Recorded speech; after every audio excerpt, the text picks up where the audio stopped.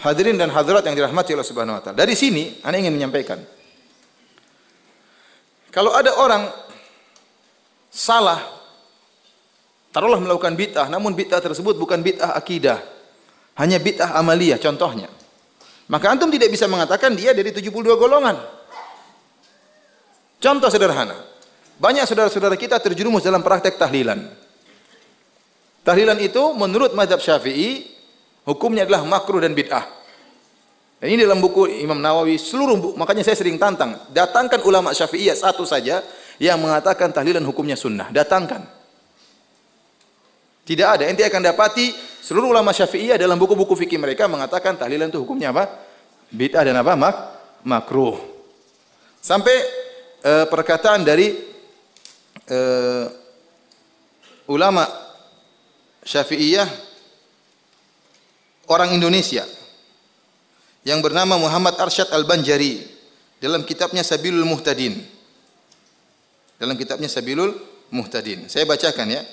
Halaman 503. Sabilul Muhtadin ini Muhammad Arsyad Al-Banjari, ulama besar ya, yang kemudian terkenal di Banjarmasin sampai sekarang punya masjid.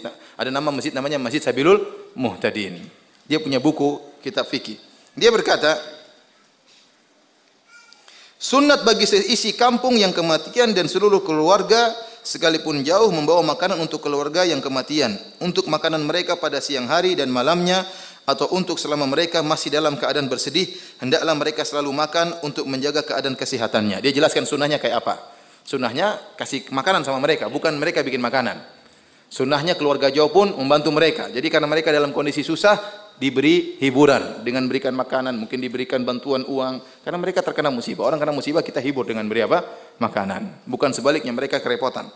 Kemudian beliau berkata, makruh lagi bid'ah bagi yang kematian membuat makanan untuk dimakan oleh orang banyak, baik sebelum maupun sesudah mengubur, seperti yang kebiasaan dikerjakan oleh masyarakat.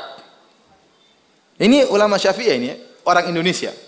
Dia mengatakan seperti kebiasaan yang dilakukan oleh apa? Masyarakat. Jadi maksud saya, ya, perkara ini perkara yang ma'ruf ya dalam mazhab Syafi'iyah bahwasanya membuat acara makan-makan setelah kematian hukumnya apa? Bid'ah. Makruh. Taib, kalau ada orang terjerumus dalam hal tersebut, melakukan hal tersebut, apakah kita vonis dia sebagai ahlul bid'ah? Jawabannya tidak. Dia kalau cuma gara-gara kesalahan ini tidak bisa kita keluarkan dia dari firqah najiyah. Paham? Karena ini bukan masalah akidah, bukan masalah usuluddin, bukan masalah kaidah kuliah. Tapi dia salah dalam satu perkara, perkara fikih misalnya. Karena ini bid'ah amaliyah. Ya. Paham? Paham atau tidak? Ya. Maka jangan suka mudah-mudah menyesatkan apa? Orang ya. Antum bilang salah, enggak jadi masalah, itu hak kita. Paham? Contoh. Ada orang melakukan maulid Nabi. Maulid Nabi ada khilaf di kalangan para ulama. Sebagian ulama Syafi'iyah mengatakan dianjurkan. Dan sebagian ulama Malikiyah ya mengatakan bid'ah. Ya. Kita sendiri lebih condong kepada pendapat tersebut adalah bid'ah. Kenapa? Tidak pernah dicontohkan oleh Nabi, tidak pernah dicontohkan oleh para sahabat, ya, dan yang lainnya. Para empat imam tidak pernah melakukannya. Maka ini tidak ada contohnya di zaman Nabi, bisa dipastikan tidak pernah ada yang melakukan apa? Maulid. Dan kita ingin beragama sebagaimana agamanya para sahabat. Karena ciri Ahlus Sunnah adalah mengikuti jalannya para sahabat. Nah, kalau kita berpendapat bahwasanya maulid adalah bid'ah, tidak bisa dikerjakan, kemudian ada saudara-saudara kita yang melakukannya, apakah kita tuduh mereka sebagai ahlul bid'ah keluar daripada Ahlus Sunnah? Jawabannya enggak. Kenapa? Karena bid'ah yang mereka lakukan bukan berkaitan dengan apa? Usuluddin. Paham? Bukan berkaitan dengan masalah akidah. Tapi kita katakan mereka salah, ya. Namun kesalahan ini tidak mengeluarkan mereka dari apa? Ahlus Sunnah. Karena kesalahan mereka bukan masalah akidah. Beda kalau mereka meyakini bahwasanya boleh minta ke kuburan Nabi, ya ini lain cerita.